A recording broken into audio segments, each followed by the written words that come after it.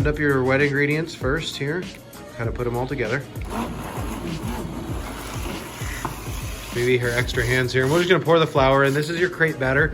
Now be careful, obviously, if you have a bigger container, that would be great. But she's gonna kind of slowly mix it in. And you can use a whisk for this. Using a hand blender also kind of works, but the trick is to let it sit overnight or for a few hours before you use it. And that's how you're gonna make sure that you get out all the lumps. So let's see if we can be successful with that. And we'll show you what it looks like when we're done. All right, here we go again. Pretty straightforward. Once it sits overnight, you got about 20 to 25 crepes out of that batch. And you're gonna watch me cook them here tomorrow morning. Hey guys, hey, it's day 2. You can see our crepe batter down here. You'll see in just a second is nicely mixed. There's no lumps or anything in it, right? So basically you wanna have your pan ready to go. It's nice and hot. And you're gonna have butter, have your things ready to go, because once you start making crepes, you're gonna kind of keep going and get into kind of a mode of doing that. So let's start by putting just a little bit of butter. You really don't need too much if you have a pan that's not, it's basically non-stick, right? So I'm gonna basically melt this down and then we're gonna get started here and I'll show you how the crepes go. Even an ice cream scoop is fine, because that's probably really all you need. It does not look like a lot, right?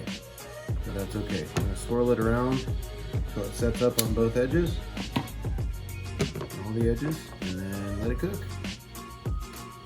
Do not mess with it while it's cooking. See how it's wet there and shiny and still moving? That tells me I don't want to touch it at all with my spatula. You do make sure you have a really soft rubber spatula, nothing plastic, because these are very delicate and they'll just kind of break if you do that. Still taste good, but they don't look as pretty. All right, once again, you think you start to see less shiny stuff happening and the edges start getting golden brown, that's when I'm gonna start messing with here, okay? All right, so this whole process does not take very long. You can almost see some air bubbles happening underneath it. That means it's starting to want to separate from the edges, right? Now again, having a really good pan is super important here.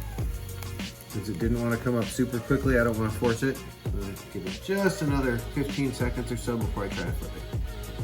Remember, plan on your first crepe not being crepey, being crappy. Even if it doesn't turn out okay, you're kind of seasoning the pan. Woohoo! Oh, turned out good. You're seasoning the pan for the next couple crepes that come out.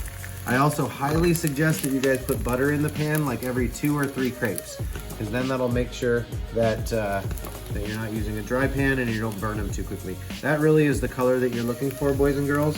You have a plate ready to go. You can serve it with Nutella, peanut butter. There's just so many different things you can do. We're gonna have some fun here in our kitchen. Enjoy.